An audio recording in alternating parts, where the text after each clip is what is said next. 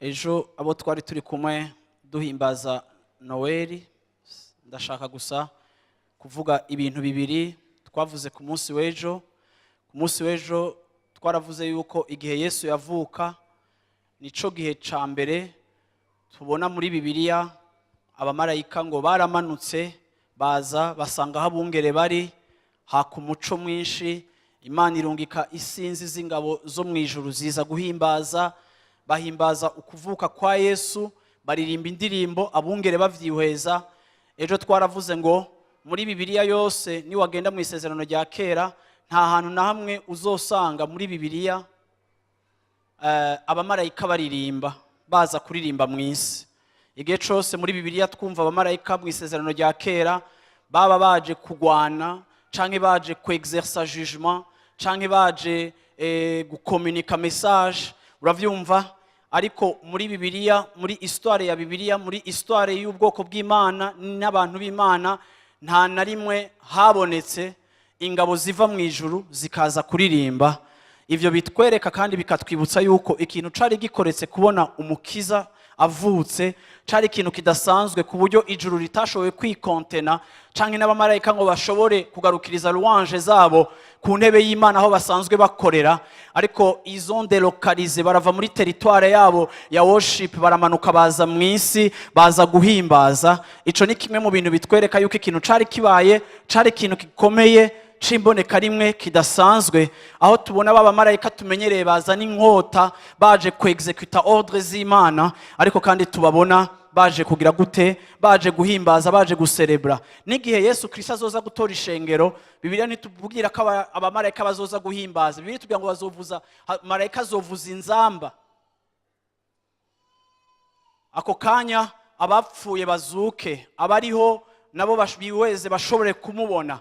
Ariko kandi nta hantu namwe tubona muri histoire ya Bibiliya, haba muri Apocalypse mwisi hariho louange na adoration. Ico ni igikorwa abamarayika bakorera mu ijuru, ariko uwo munsi cyarakozwe ngaha ku isi. Ikindi twaravuze yuko kuvuka kwa Yesu mu ijoro, haleluya, si azah. Ariko kandi Bibiliya iravuga ngo abantu bari bicaye mu mwiza mwinshi, umuco warabamurikiye. Ijoro ni ikimenyetso canke ni symbole ya obscurité iri mu isi. Ijoro ni ikimenyetso c'igihe ca confusion abantu bari barimo igihe Yesu yaza. Ijoro ni ikimenyetso c'igihe abantu batabona iyo baja niyo bava kubera kugarizwa na eta yazanywe n'icaha n'ibindi vyose. Ariko twabonye yuko Yesu yavutse mu ijoro kugira kandi ngo Imana ituremeshe itwibutse yuko, haleluya, Yesu atatinye ijoro ryacu. Yesu yaje mu ijoro ryacu. Yesu yinjiye mu ijoro ryacu. Yesu yinjiye muri obscurité yacu. Aza ari umuco, ararasa, aramurika. Nico gituma uyu munsi twacitse abana b'umuco kubw'ico yakoze kuri uwo munsi, kubw'ico yakoze ku buzima bwacu. Yesu ashimwe cyane. Rero twarashimiye Imana, Imana yo mu ijoro, Imana iseruka ahantu ata muntu n'umwe harashobora kudutabara, ikaza irasa nk'umuco. Bwana sifiwe sana. Uyu munsi nshaka kuvuga ku bintu bitatu nce ndangiza, kuko hariho vyinshi vyo kuvuga ku munsi nk'uyu. Igihe cyose kuri Noël twama dufise message zishasha Imana ituzanira tukaziganira ko. Uravyumva no munsi mu gatondo muhira twako turibuka banyibutsa ama message nigishije ku Noël atandukanye. No kuri ku munsi nk'uyu haba hariho ibintu vyinshi vyo kwiga biryoshe, haba hariho vyinshi wumva Imana ikwigisha nubwo ari umunsi dusanzwe tuzi. Nico gituma hari vyinshi vyo kuvuga ku munsi nk'uyu, ariko uyu munsi ndagomba kuvuga ku bintu bitatu nyamukuru nshaka guhagarara ko muri kino gitondo imbere yuko turangiza igikorane cacu. Ndashaka gusoma ubwa mbere na mbere muri 1 Jean chapitre 2 verset 2. 1 Jean chapitre 2 verset 2. Yohani wa mbere igice ca kabiri ku murongo wa kabiri niho nshaka guhera gusoma. Ndashaka uno munsi umutwe w'ijambo riravuga titre iravuga ngo la justice de Dieu canke ubutungane bw'Imana. Sinzi ko hari message mfise yitwa gutyo, ariko ni mwaboni hari murahindura muje mu kintu gisa n'ico, siko ubutungane bw'Imana. Uyu munsi numva ashaka kuvuga Noël canke kuvuka kwa Yesu nk'ubutungane bw'Imana. Yesu ashime cyane, kuko ukuza kwa Yesu mu isi ni acte ya justice y'Imana. Ejo naravuze ngo Yesu yaravutse avukira mu isi kugira ngo biduhe opportunité natwebwe yo gushobora kuvuka mu bwami bw'Imana. Yesu ashimwe cyane. Iri ni ivuka ryadutumye natwe dushobora kuvuka mu bwami bw'Imana. Bwana sifiwe sana. Rero ndagomba ngo dutahure ubwa mbere na mbere yuko intumbero y'Imana mu kuduha umwana wayo ari uko Imana yari ifise ikibazo c'ubutungane. Hari ikibazo c'ubutungane kitari fixe, kidatunganye, kitameze neza. Nubwo Imana ikunda abantu, ndagomba kubibutsa yuko muri caractéristique canke mu bigize Imana, Imana ni Imana iri juste. Imana yacu iratunganye. Ndagomba mutandukanye, kuko nabonye kenshi muri no myaka, kuko usanga abantu kenshi turi abantu bibigumbagumba canke turi emotionnel, turakunda kwitiranya urukundo, uravyumva, ariko urukundo rukarenga imbibe. Ndagomba kubabwira yuko naho dukunda, ariko kandi Imana nk'umuhinga mu gukunda, ndagomba kuvuga ngo Imana n'urukundo irazi gukunda.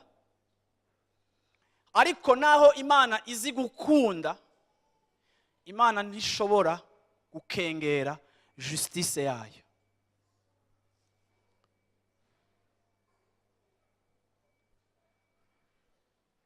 Imana ntishobora gukengera ubutungane bwayo. Ndagomba kubibutsa mwe muri abakristo muri hano hantu, naho mukunda, mugomba kumenya yuko uko dukura mu rukundo, uko dukura mu by'ubumana bwose, tugomba kandi no gukura no muri justice, kuko Imana yacu ni intungane, iri juste. Rero Imana naho ikunda abantu, ikunda abo yaremye, hari ibintu byinshi abantu batashobora gushikira, kuko icaha cinjiye mu isi, cinjijwe na Adamu na Eva. Kubw'icaha binjije mu isi, catuma abantu babalimite muri benefice z'ubumana canke mu nyungu zibijanye ubumana. Mu yandi majambo, ivyaremwe vy'Imana vyaremwe mu buryo bwiza, byari biri limite, uravyumva, mu gushobora kwakira ivy'Imana yabateguriye igihe yabarema. Rero kuko hari ikibazo c'ubutungane, rero byatuma ubuzima bwacu bubamwo kunesha, bubamwo ivyago vyinshi n'ibibazo vyinshi. Ariko icago ca mbere twari dufise ni icago cyo gutandukanywa n'Imana ibihe bidashira, tudashobora kubana n'Imana, tudashobora gusabana n'Imana, tudashobora kugira Imana mu buzima bwacu, tudashobora kuba dufise ivyizigiro byo kuzobana n'Imana ibihe bidashira. Kuko ibitashoboka si uko Imana itadukunda, ariko nuko justice y'Imana ntiyadupermeta kubana n'Imana.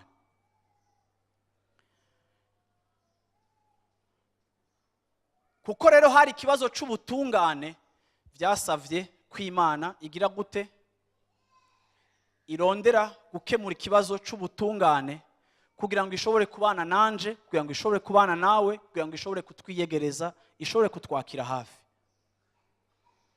Usomye muri 1 Jean chapitre 2 verset 2, nkuko twavuze, hatubwira ikintu gikomeye. 1 Jean chapitre 2 verset 2 haratubwira ngo, kandi uwo niwe mpongano y'ivyaha vyacu, mugabo si vyacu twenyene, ariko ni ivy'abari mu isi bose. Uwo ni impongano y'ivyaha vyacu, siko? Mu gifaransa avuga ngo il est lui-même une victime expiatoire pour nos péchés, non seulement pour les nôtres, mais aussi pour ceux du monde entier. Mu yandi majambo, Imana yagomba kuronka ikimazi gikwiye, gifise capacité, gifise uburenganzira canke ico no kwita légitimité spirituelle yo kudukura kwicaha. Ijambo ry'Imana rivuga ngo abakera bakoze icaha, Imana yabaze inyamaswa, ivisha amaraso, irabambika, irabafuka, habaho amaraso yo gupfufaza canke guhanagura temporairement icaha cabo, ariko apana guhanagura burundu canke definitivement. Mu myaka yose y'ubwoko bw'Imana bugendana n'Imana, hama hariho ivyo bimazi vyo kwicungura, vyo kwikura kw'icaha, vyo kubahanagura icaha. Iki nico catuma izo mpene n'izo ntama zabagwa ku bakene, bamwe bakazana n'inuma, vyatuma uravyumva ku mwaka ku gihe bagomba kwiyeza, ariko ata capacité ivyo bikoko bishobora kuzana byo kuboza, kuko icagomba koza cagomba kuba ari ikintu gitunganye cejejwe. Muri Ancien Testament baragerageje kuzana ibintu bitunganye, bakazana intama yera, bakazana intama itagira tashe, bakazana intama ivyibushe itonze, bakazana intama uravyumva igize gute ikiri ntoya, itaragira amadega menshi, itarona, itarajya n'ivyatsi vyo hanze. Byo byose byari ibintu byo kugerageza un peu gukotwaya la justice de Dieu. Bakaza gusa sinivyo gusa, bamara kuzana niyo ntama bagasesa amaraso yayo, ikagomba kuba ari intama itagwaye n'ijisho, ikagomba kuba ari intama itanamugaye. Barondera excellence, bagomba perfection muri sacrifice, mu kimazi kigomba gutangwa, barondera ugutungana.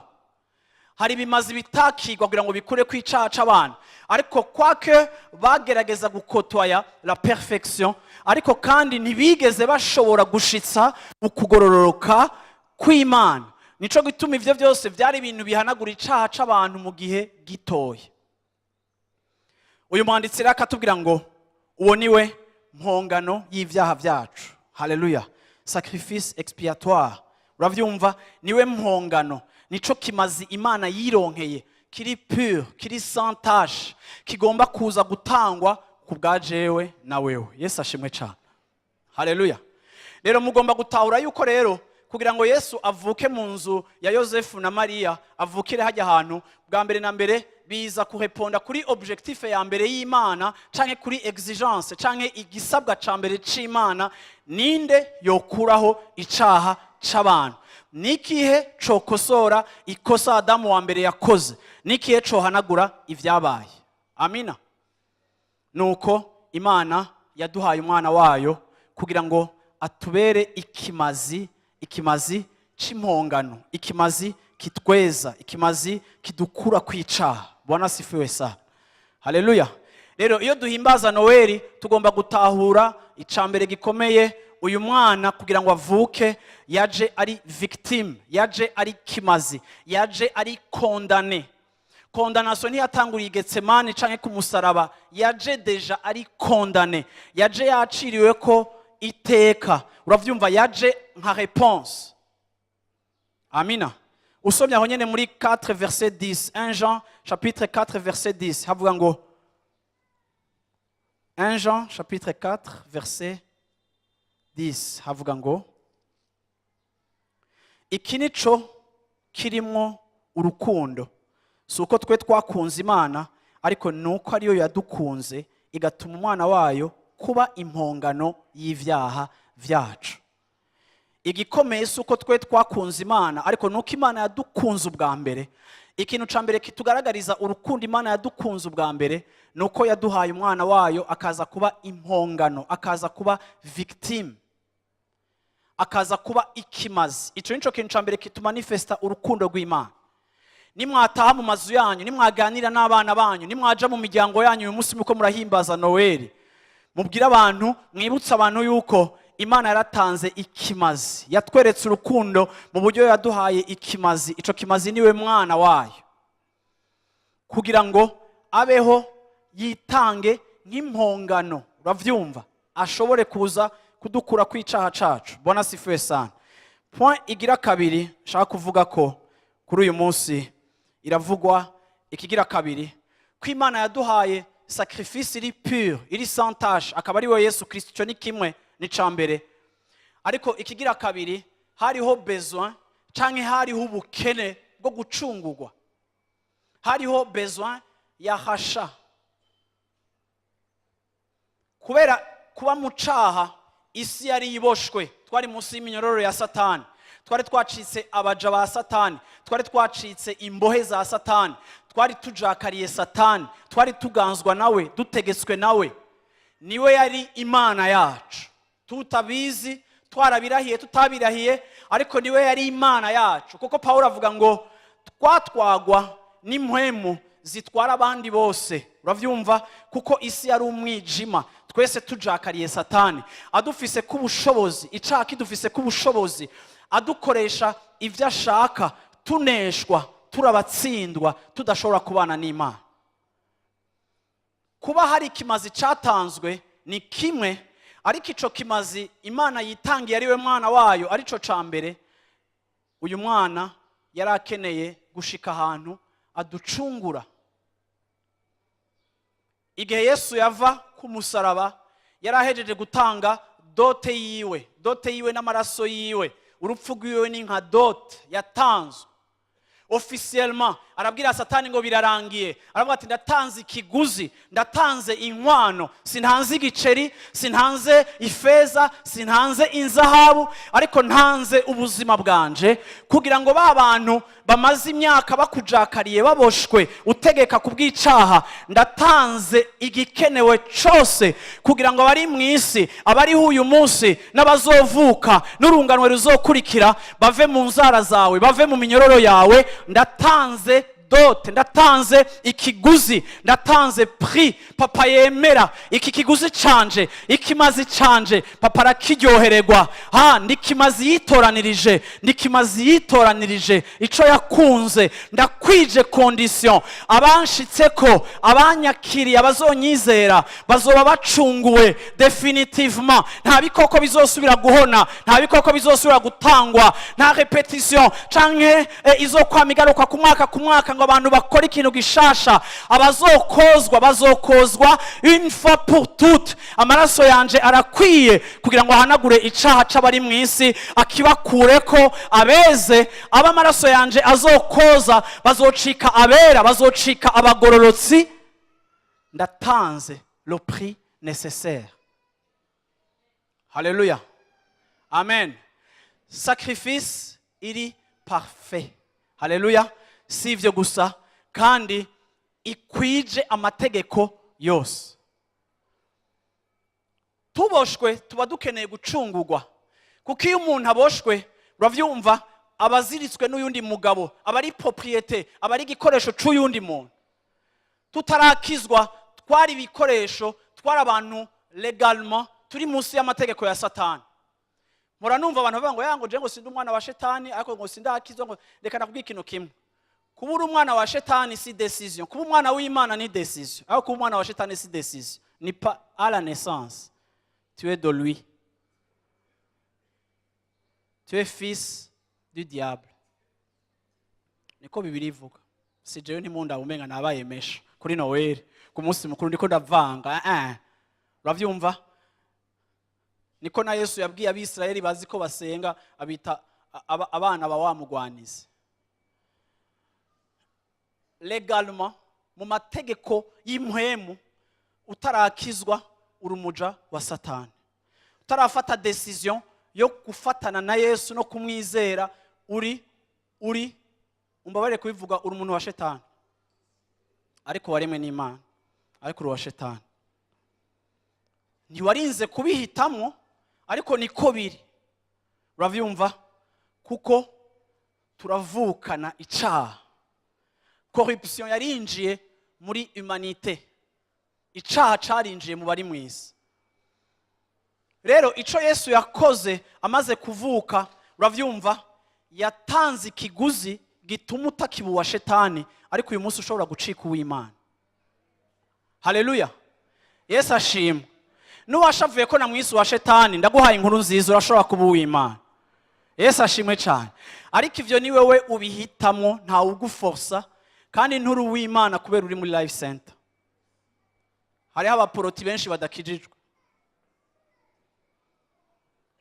Rero ico Yesu yaje gukora, yaje gushitsa ubutungane bw'Imana, ni kimazi gikwiye, gishobora, gifise legitimité. 2, yatanze ubuzima bwiwe nk'ikiguzi cyo kutubohora.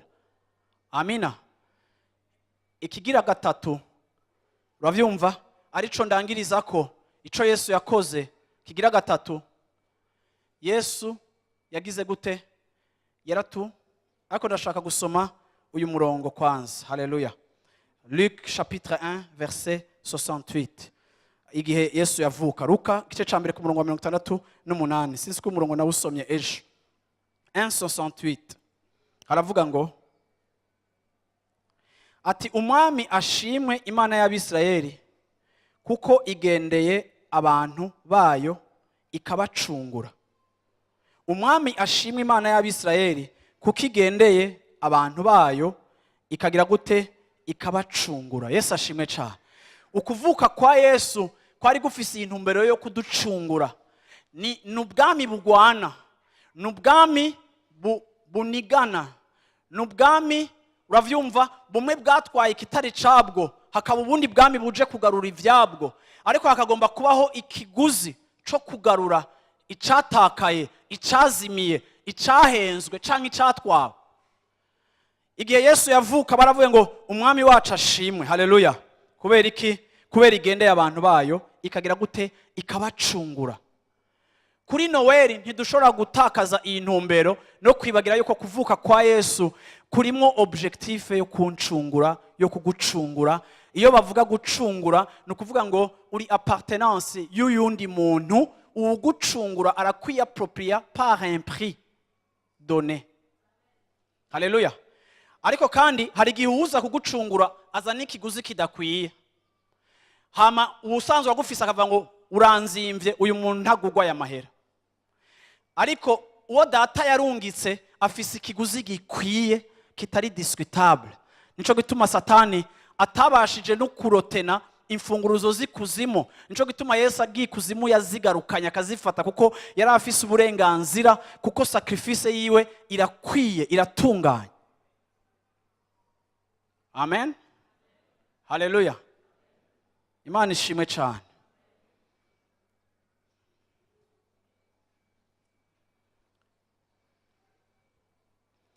Washobora gusoma Romains 5 verset 10. Romains 5 verset 10. Abaroma igice ca gatanu ku murongo wa 10. Abaroma igice ca gatanu ku murongo wa 10.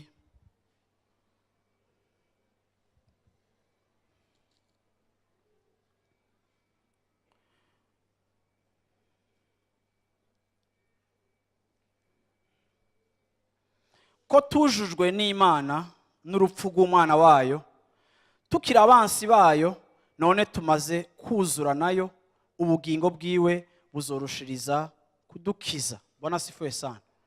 Ca gatatu nshaka kurangiriza ko kiravuga ngo Yesu yaje kutureconcilia n'Imana. Bwana asifiwe sana. Yesu yaje kutwuzuza n'Imana. Amaze kuba ari kimazi gitunganye, akamara gutanga ikiguzi gikwiye, uravyumva, kuri babandi bamwizeye bakizera sacrifice yo kumusaraba, bamaze kumwizera barakijijwe, uravyumva, iyo eta iba reconcilia n'Imana, itwuzuza n'Imana. Uyu murongo uratubwiye ngo kuko twujujwe n'Imana n'urupfu rw'umwana wayo. Twujujwe n'Imana, nta reconciliation yari possible n'Imana. Nta kunywana n'Imana kwari gushoboka mu isi. Nta bintu abantu bashobora gukora kugira ngo babane n'Imana parfaitement. Nta bintu abantu bashobora gukora kugira ngo ku masaha 28 muri ca cumba canyu mushobore gusenga bishoboke. Hategezwa kubaho amategeko na protokole abaho uburenganzira bwo gusenga. Nta kuntu mwari gushobora kwesha pio règle. Nta kuntu mpwemu yari kuza ku bantu bose, yategezwa kuza ku bantu bake bake barishwazi. Kandi nabo bantu bake bake mpwemu yera yaza akabamanukirako, ntiyashobora kubaguma ko en permanence. Yarabaza akabakoresha agaca agenda. Dawidi yagize mpwemu akanya gataragenda, Mose yagize mpwemu akanya gato akagenda. Mpwemu yabafata provisoirement kugira ngo bakommunike message, ariko mpwemu ntiyashobora kuhaguma en permanence, kuko naho bari abantu b'Imana hariho justice y'Imana itari accomplie. Nico gituma isezerano rya kera yuzuye amategeko menshi n'amaregle menshi.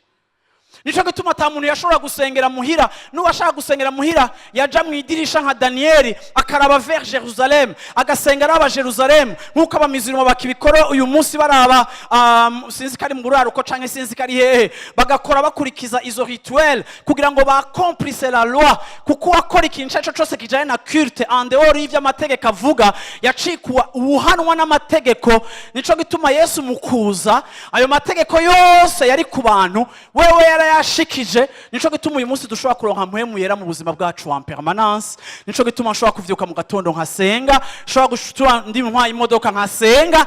Nico gituma mpwemu yera ntakiza, ariko kandi yatugize ingoro yiwe, turi ingoro ya mpwemu yera. Yesu ashimwe cyane, Yesu ashimwe cyane, haleluya, amina. Kubera ko ivyo byose byashobotse kuko uwo yatwujuje n'Imana n'urupfu rw'umwana wayo. Tukira abana si bayo, none tumaze kuzura nayo, ubugingo bwiwe buzorushiriza kudukiza. Haleluya. Ubu twarabaye réconcilié. Abizeye Yesu Kristo nk'umwami wabo barabaye réconcilié, barujujwe n'Imana. Yesu amaze gukora acte zibiri za justice y'Imana. Nikimazi kiri qualifié, nikimazi gitanzwe volontairement. 3 ibisigaye bica biza muri responsabilité ya jewe na wewe. Uravyumva? Kumwizera nk'ikimazi Imana itanze kidukura kwica, hama tumaze kumwizera bikatwinjiza mu bucuti bwacu n'Imana. Ndarangiza mvuga ngo ivyo byose vyakoretse vyaduhaye uburenganzira bwo gucika abana. Yesu ashimwe cyane, haleluya. Ubu turi abana, twaragarukanywe mu bwana. Kare twari ibiremwa vy'Imana, uyu munsi abakijijwe twitwa abana kuko twujujwe n'Imana biciye muri Kristo Yesu. Amen. Yesu ashimwe cyane, Yesu ashimwe cyane. Nimba uvyumva uduze ukuboko kwawe. Haleluya, amen. Bwana sifiwe sana. Yesu ashimwe cyane, haleluya. Kubwanje Noeli uravyumva isobanura iki kintu. Haleluya. Ikimazi gitunganye. Haleluya. Sivyo gusa, sacrifice ikozwe mu buryo buri correct. Kigira gatatu kuzuzwa, ikigira kane gucika ni position. Ndangirije kuri position. Twagizwe abana kubw'uwo Yesu. Yesu ashimwe cyane, Yesu ashimwe cyane. Terme abana b'Imana ni terme n'ahantu hakeyo biri muri Ancien Testament iri utilize mu makosa ya traduction. Muri Ancien Testament nta bana b'Imana bari. Uravyumva? Hari ubwoko bw'Imana, uravyumva? Hari abitavye umuhamagaro w'Imana. Ariko ijambo abana ni ijambo riri muri Nouveau Testament gusa, kandi riva mu kwakira Yesu nk'umwami n'umukiza. Yesu ashimwe cyane, Yesu ashimwe cyane, haleluya, amen. Rero ndashaka abana tuvugire hamwe uyu murongo, sivyo abana? Bwana sifiwe sana, amen. Ndashaka uyu murongo tuwaturire hamwe nk'abana muri kino gitondo mbere yuko ndangiza message. Haleluya, amina. Mirongo shaka gusoma n'umurongo uri muri Romains chapitre 8 verset 16 na verset 17. Romains chapitre 8 verset 16 17. Abatari bake murabuzi. 8 chapitre 8 verset 16 na 17. Haravuga ngo, ndaza kubabwira musubiremo mu nyuma yanje. Mpwemu ubwiwe, oya mwene mutangure. Mpwemu ubwiwe abwiririkanya n'impwemu yacu, ari cabona yuko turi abana b'Imana. Ariko ko turi abana bayo turabaragwa b'Imana, turabaraganwa na Kristo, namba tubabazanywa nawe ngo tubone guhanwa ubwiza nawe. Bwana sifiwe sana. L'esprit lui-même rend témoignage à notre esprit. Mpwemu w'Imana ahari mu buzima bwacu yemezanya n'impwemu yacu, avec agapeti te, impwemu yacu. Amina. Yuko turi abana b'Imana. Hari kizana conviction mu mitima yacu, hari kitwemeza yuko tumaze kwakira Yesu twacitse abana b'Imana, kizana conviction. Uwo ni muhemu w'Imana avyemeza muhemu yacu. Uravyumva? Rimwe na rimwe hari n'igihe avyemeza muhemu yacu, ubwenge bwacu na intelligence yacu itarabikaputa neza. Ariko hari conviction, hari icemezo dufise mu mutima ko turi abana b'Imana. Haleluya. Imana ishimwe cyane. Or, si nous sommes enfants, nous sommes aussi héritiers. Bwana sifiwe sana. Nimba turi abana, turi nabande basamuragwa. Co-héritiers de Christ, si toutefois nous souffrons avec lui afin d'être glorifiés. Haleluya. Amen.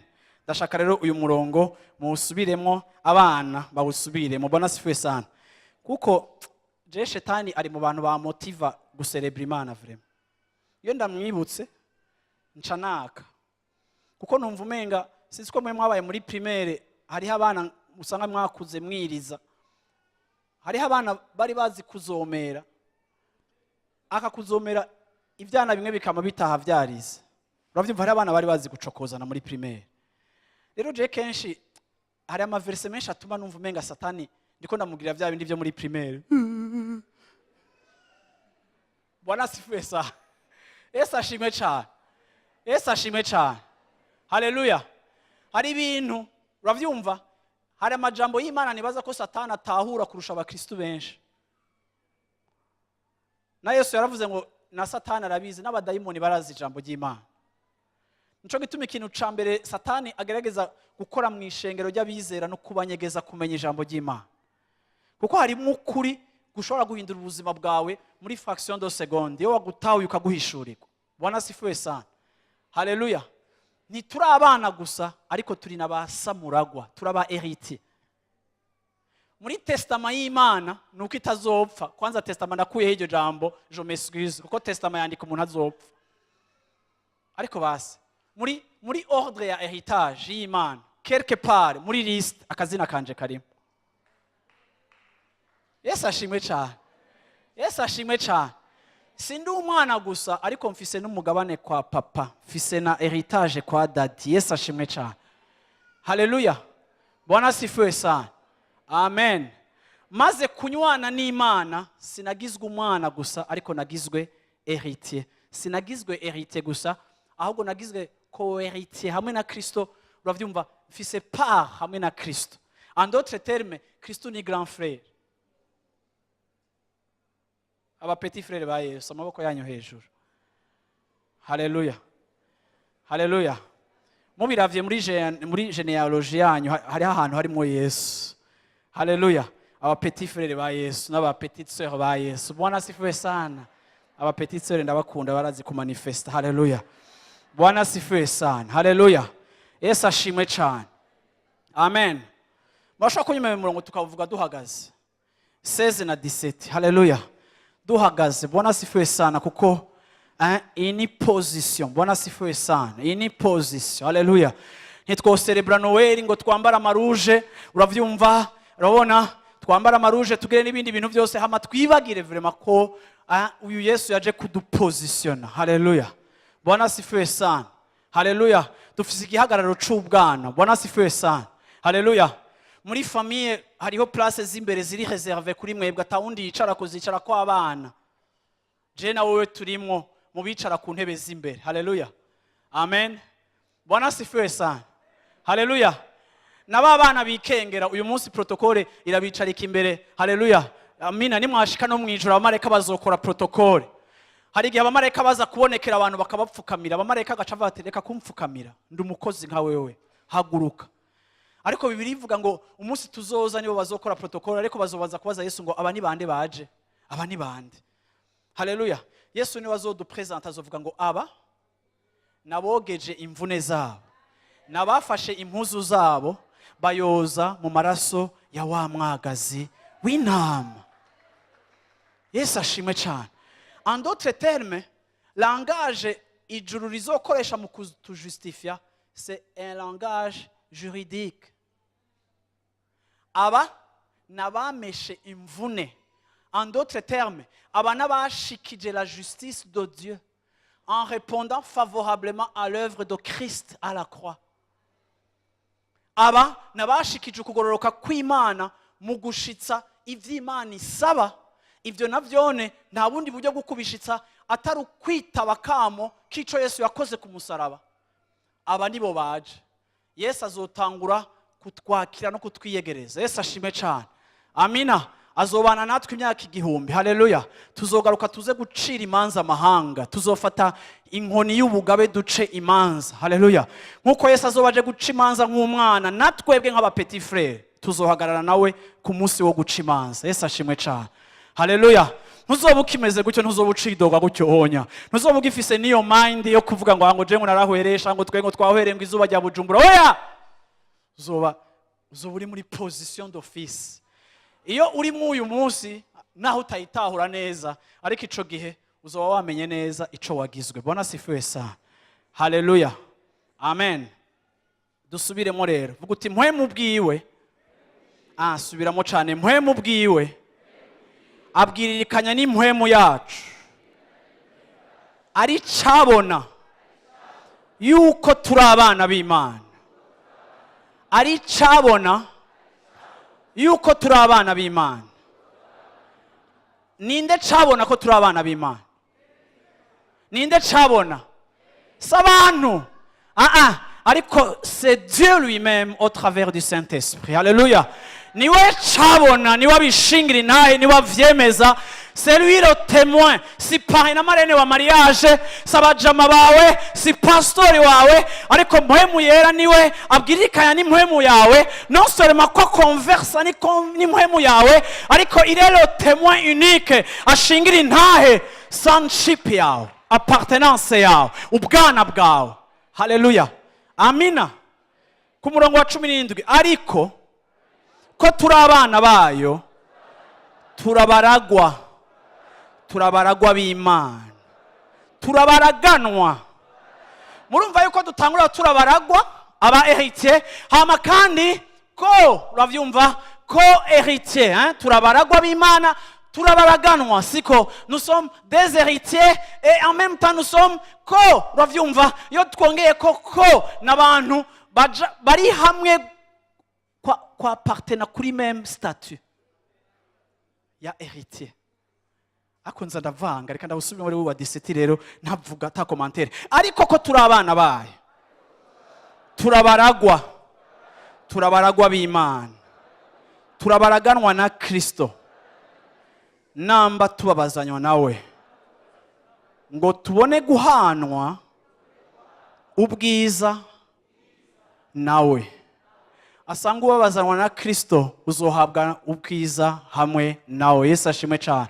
Nkuko yababajwe ahejeje kubabazwa agahabwa ubwiza, nawe inyuma y'imibabaro uri kuracamwo hariho ubwiza bukubikiwe, hariho ubwiza uzokwambikwa. Haleluya. Souffrance ni indicateur ya récompense.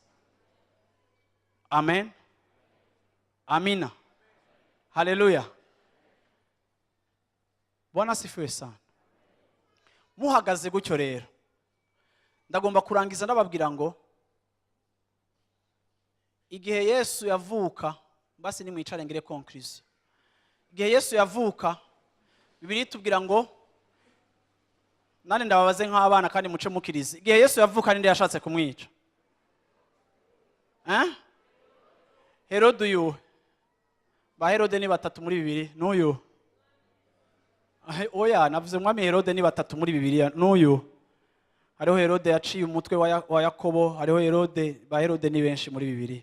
Hariho Herode yacishije umutwe wa Jean Baptiste, hariho na Herode yashatse kwica Yesu. Haleluya.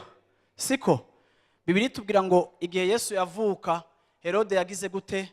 Yavuze ngo nimunyereka aho ari, uravyumva nanje nje kumusenga, ariko ofo yagomba kugira gute? Kumwica. No musi muri kino gitondo numvise mpwemu yarambwira ngo impwemu ya Herode iracakora. Haleluya. Ni impwemu ifise ishusho ya adoration, ariko muri fond ifise objectif yo kweradika no kudetruiza la personne de Christ. Herode yabwiye abagiye kuraba Yesu no kumushikanira ngo munyereke nanje uwo mwana ndamusenge. Afise ishusho ya adoration, afise ishusho y'umu adorateur. Ariko kandi objectif yiwe si adoration. Objectif yiwe niyo kwifufira no kuyensera mu bari muri adoration, ariko bafise intumbero yo kumwica. Niko yabigenjeje gushika na marayika abwira Yosefu ngo hungisha uwo mwana. Mwana arahungishwa kugira ngo ntarandugwe, kuko hari ikintu cyako kirakurikirana objectif yiyo. Ariko kandi ngiri conclusion mvuga ngo biracababaje no mu gihe cacu, kuko uyu munsi mukuru turiko turahimbaza Noel mu isi yose gushika na hano abashinwa basigaye bahimbaza Yesu. Bamwe bataranamumenya na Dubai decoration ya Noel irahari, waheruka mbeshuze. Uravyumva? Isi yose irahimbaza Noel, ibisagara byose birahimbaza Noel, amazu yose bahimbaje Noel. N'abana banyu mwega abakristo uyu munsi mwabaye abatawunere, kubera je ndamwe n'abantu basirimuka nabi n'abakristo bagasirimuka bagenda kureba Bibiliya. Hari nabuze ubonye aje mu makesha ya Noel ukamenga nyene yavumbuye ibintu, ukabona umuntu inda nindesha umugabo yambaye Père Noël umenga hari ibintu wavumbuye. Uravyumva? Ukamenga turi umunsi wa Père Noël. Ujya mu jama Père Noël naramubonye mu Faransa, wewe afise na biro yiwe baramwandikira makete.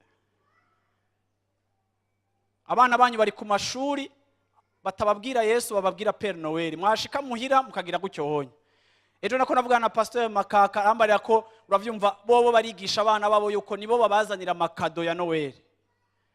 Mwebwe abana murababwira ko mwibaza ngo mwasirimutse cyane mwabigize ibya hatari, ngo ejo ngo Père Noël ngo azoza ngo muzogira gucyanya, kuko ari byo babagira ko no. Iyo ni mpemu ya Herode isa ni yadora, ariko ifeza disparaître la personne de Christ.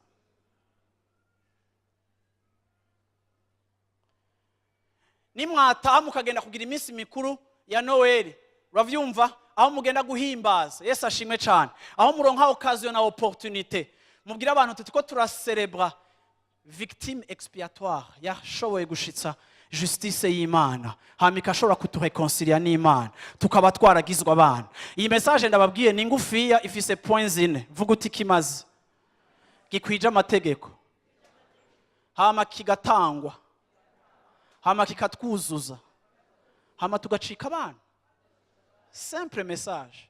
Naho uyu munsi mwese mwofata kuri WhatsApp zanyu mukandika ko text basi. Yesu ashimwe cyane. Amina. Amen. Uravyumva apana vya biti bigira bigwe canke n'ibindi vyose. Oya, uravyumva apariyo deco ya Noel harimo message. Yesu ashimwe cyane. Ariko nimwemere ngo impwemu ya Herode ishaka kuzimanganya Yesu. Mwebwe muri communauté izogwanya iyo mpwemu, muri communauté izokomunika generation yuko uyu munsi mukuri si célèbre unyegeje ibanga rikomeye kuri humanité. Yesu ashimwe cyane. Mwe muri mu bantu muzobwira abana banyu ivyakoretse n'ivyabaye n'igituma duhimbaza uyu mwanya. Mwebwe muhari kugira ngo mutange hamwe na vague ikomeye irimo amafaranga menshi, ama business menshi mu isi y'urudandazwa agira chiffre d'affaires ziva kuri 50% gushika kuri 80% kuri uyu munsi gusa uku kwezi kwa 12 kubera Noel. Uravyumva, Noel yaramaze kujamo business nyinshi, uravyumva, ku buryo Yesu aranyegejwe. Ariko nimba hari abantu bazotuma Yesu aja hejuru akamenyekana akavugwa, eh bien c'est l'église du Seigneur, abakijijwe. Ako namwe ni mwaba faible, vague izobahitana, hama namwe mukomunike ivy'isi rikira dukomunika. Yesu ashimwe cyane. Haleluya. Bwana sifiwe sana. Yesu ashimwe cyane. Haleluya. Bwana sifiwe sana. Amina. Ndarangije. Imbere yo gusenga ndashaka kubaza ikibazo kimwe. Uyu munsi nico nitwa umunsi mukuru, nico nita celebration. Ndasenga ngo ndonke réponse nziza kuri question nshaka kubaza. Sivyo? Hari umuntu ari muri kino kibanza ari kuvuga uti jewe mu buzima bwanje sindanywana na Yesu, sindi reconcilia n'Imana biciye mu gikorwa ca Yesu, sindafata decision yo kumwakira kugira ngo ambere umwami w'ubuzima bwanje. Ndakunda ivy'Imana, ndaja gusenga, none umunsi uri ngaha, ariko nta munsi wibuka ko iyo decision wayifasha. Uburyo ufise bwo gucelebra Noel bwiza bwa mbere bubaho atanu bwa kabiri, nta na classe mihari ngo hariho n'ubwa gatatu n'ubwa kane, bumwe unique. No kuvuga uti uyo mwami ndamuhaye ubuzima bwanje, uwo mwami ndahisemo kumwatura no kumwizera no kumwemera nk'Imana yanje, kuko Imana barayiyemerera. Imana sikavukire, Imana ntibayiragwa n'abavyeyi. Imana urayatura ukayizera ukayiyemerera. Amina. Nimba uri ngaha rero ukavuga uti uyu munsi by'ukuri ndumva ashaka kuba reconcilier n'Imana, uyu munsi mukuru ntundengane, itariki ya 25 agiye kuba umunsi wanje aho nsubiye, uravyumva, aho mpisemo guha ubuzima bwanje Imana. Haleluya. Ndashaka uduze ukuboko, ndagomba wewe kugusengera. Uri joie yacu no munsi muri kino gitondo. Nimba uhari ndashaka juste kubona ukuboko kwawe aho wicaye mu ntebe yawe. Imana iguhezagire. Uwundi ari ngaha anya avuga ati ndagomba guha ubuzima bwanje Yesu, uravyumva, ubwa mbere uvuga uti ndahisemo kumwakira, uyu ni umunsi mukuru. Imana iguhezagire na wewe hajya. Haleluya. Imana iguhezagire, Imana ibihererwe icubahiro. Haleluya. Uyu ni umunsi mukuru udasanzwe kuri mwebwe, uyu ni umunsi udasanzwe, iyi ni decision ikomeye. Haleluya. Wewe uri hano waje gusengera hano, Bwana sifiwe sana. Iki ni kintu umuntu atakubemberezera, ni decision personnelle, n'ingingo ufata ku gatwe kawe ukavuga ati uyu munsi ndahisemo gukurikira Imana yanje ibihe bidashira. Haleluya. Amen. Abo nabonye badugije amaboko, muhaguruke muri izo ntebe zanyu, tugiye kubasengera, tugiye kubashimira Imana muri joie yacu muri kino gitondo, buri munezero wacu muri kino gitondo. Haleluya. Imana ibahezagire aho muvyagurutse ku ntebe yanyu, nawe Imana iguhezagire. Nawe Imana yaguhezagire, sira nakubonye. Imana ihabwa icubahiro. Yesu ashimwe cyane. Umuntu avuga ati uyu munsi n'umunsi wanje. Bwana sifuye sana. Amina. Rero muze ngaho imbere tugiye kubasengera no kubashimira Imana, gukengurukira Imana ku bwanyu, kubaherekeza mu mutima wo gusenga no kwakira Yesu nk'umwami n'umukiza w'ubuzima bwacu. Haleluya. Hariho kategori y'abantu ba kabiri numva ashaka gusengera. Hariho abantu bakijijwe bamaze kwakira Yesu, ariko bavuga ngo ubuzima bwanje ukuntu nabubayemwo mu makosa menshi budahesha icubahiro Imana, ndumva naragiye kure y'Imana, meze nk'umwana w'icangazi, ariko uyu munsi ndumva kuri uno munsi wa Noël ndagomba kuba reconcilier n'Imana, ndagomba kugaruka mu nzira y'Imana. Nawe nimba uhari ndashaka kugusengera, uvuga uti ndagomba gusubiza ubuzima bwanje mu rugendo rwiza rw'Imana. Warakijijwe ariko kubw'impamvu kanaka z'ubuzima n'ibindi byose umera nk'usubira inyuma, usubira ku byo wavuyemo, ku byo wadashwe. Nawe ndashaka kugusengera uyu munsi. Nimba uhari uze ngaho imbere dufate umwanya wo kugusengera. Haleluya. Umuntu avuga ati Imana ndagomba gusubira mu rutonde rwawe, ndagomba gusubiza ubuzima bwanje mu rutonde rwawe. Haleluya. Ishengero ryose duhaguruke, tugiye gufata umwanya wo gusenga, tugiye gusengera abantu b'Imana, ariko kandi natwe dushimira Imana kuri ibi bikorwa bitatu Imana yakoze. Imana yironkeye ikimazi ku bwacu. Haleluya. Imana yaduhaye ikimazi caratanzwe ku bwacu, ikimazi caratunwanishije n'Imana. Hirya y'ivyo twagizwe abana b'Imana. Haleluya. Ni impamvu yo gushimira Imana kubakijwe mwese muri kino kibanza. Nico gituma nabasavye ngo muhaguruke mwese mu ntebe yanyu, muvyaguruke mu ntebe zanyu, tugiye gusengera hamwe, twatura dushimira Imana, dukengurukira Imana. Igihe tuza kuba turiko turasengera aba tubasubirizamo amajambo yo kwatura Yesu umwami n'umukiza wabo, mwebwe namwe mubandanye musengera mu ntebe zanyu. Yesu ashimwe cyane. Haleluya. Ndabona abariko baraza muje kwakira Yesu canke muje icaye co cose muraza gukurikira amajambo. Karibu ngaho imbere. Reka nsabe Fiston abegere, ndashaka musubiremo aya majambo inyuma yanje, muvuga uti Mwami Yesu. Aba bahagaze ngaho imbere muvuge tuti Mwami Yesu, kuri uyu munsi ndahisemo kukwakira nk'umwami n'umukiza w'ubuzima bwanje. Uhanagure ivyaha vyanje vyose, unyogesheje amaraso yawe. Kuri uyu munsi ndahisemo kukwizera, kwizera ico wakoze ku musaraba. Kuri uyu munsi ncitse umwana w'Imana,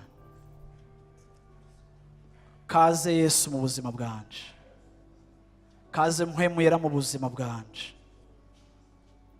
Kuri uyu munsi ncitse icaremwe gishasha kubw'ico Yesu yakoze ku buzima bwanje. Urakoze Mana ku mbabazi zawe izo wangiriye ku musaraba. Urakoze kumbabarira, urakoze kunyita umwana, mu izina rya Yesu Kristo. Amen. Amen, amen. Amen, amen.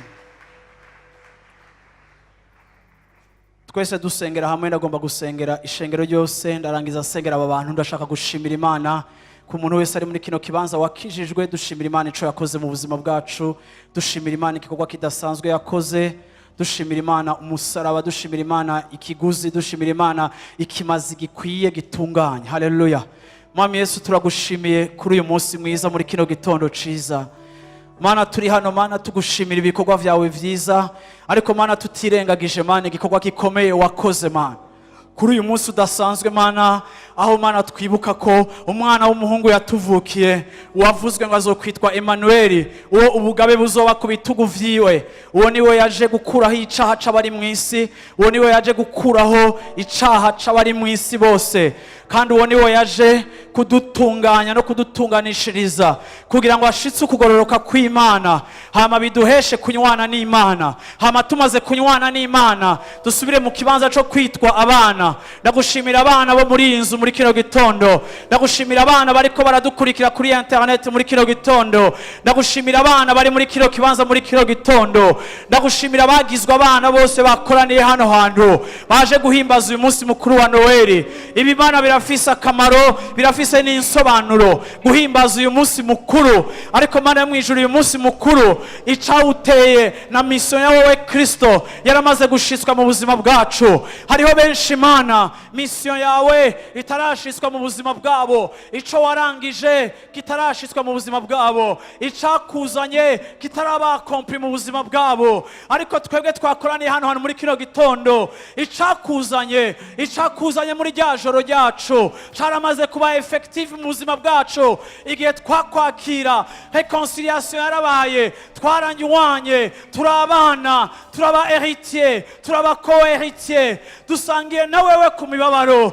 nkuko dusangiye na wewe kuri gloire. Ndaguhaye icubahiro Papa wo mwijuru, ndashize izina ryawe hejuru. Iyi ni impamvu yanje yo kugukorera, iyi ni impamvu yanje yo kuba mu nzu yawe muri kino gitondo, iyi ni impamvu Mana itumira ikoraniro ryose, iyi famiye ingana gutya yarabayeho ikavuka. Abana bavyawe mu mpwemu, abana bamenyanye na wewe, abana bahindukiye, abana bamenye izina ryawe, abana baguhindukiriye. Mana turagushima ico wakoze kuri uyu munsi wa Noël. Mana turagukenguruka ibikorwa vyawe vyiza warakoze Mana. Ubu benefices z'ubumana zose zirashobora kudushikako, ubu heritage yanje irashobora kunshikako, ubu ivy'abana bahabwa ndashobora kubihabwa, ubu ivy'abana wababikiye ubu ndashobora kubihabwa, ubu ivy'abana wabemereye ubu ndavyemerewe, ubu ivy'abana aho bashika nande ndahashika, ubu ko abana bashika mu cumba ca Papa nande ndashika mu cumba cawe. Mana ndaguhaye icubahiro, wampaye uburenganzira, wampaye uburenganzira, warakoze kuvuka mu isi kugira ngo nshobore nanje kuvuka mu bwami bwawe. Warakoze, mbega amavuka meza, mbega ivuka ryiza, mbega ukuvuka kw'igiciro, mbega ukuvuka, mbega ukuvuka. Oh, twaravyawe, twaravyawe, twaravyawe, twaravyawe, twaravyawe. Wavyawe na Maria kugira ngo dushobore kuvyagwa na mpwemu, wavyawe kwa Maria kugira ngo dushobore kuvyagwa, dushobore kubaho mu mpwemu. Twari twarapfuye ariko twagizwe bazima kubwo kuvuka kwawe.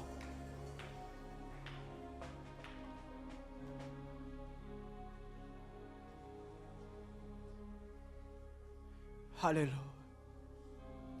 Ndashaka turirimba indirimbo bivuga ngo iyaba noronse vraiment ijwi nk'iry'abamarayika.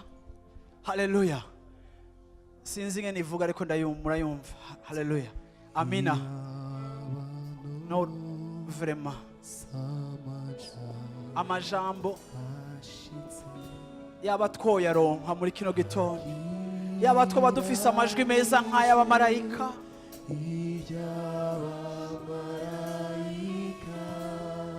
Haleluya, haleluya, kuko ishimwe ryawe muri kino gitondo nk'uko byari bikwiriye.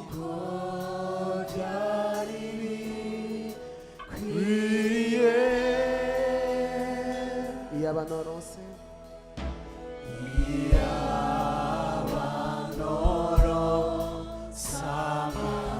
amajambo akwiye agira n'ijwi ryiza nk'iry'abamarayika, iry'abamarayika.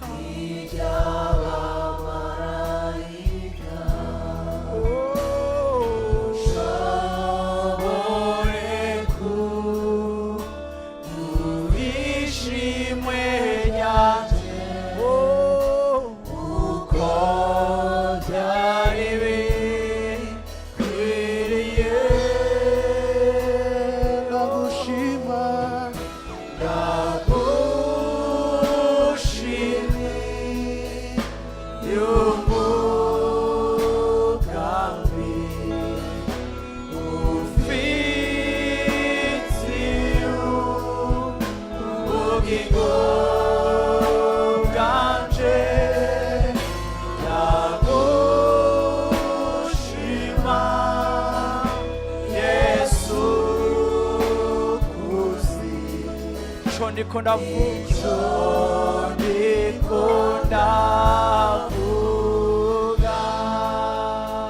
kukugira Yesu, kukugira Yesu byamazi inyota, wambere igitangara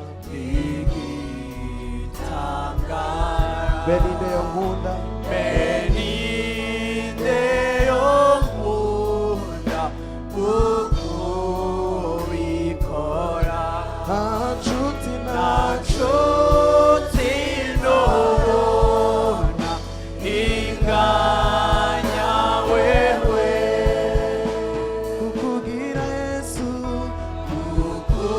kukugira Yesu byamazi inyota, wambere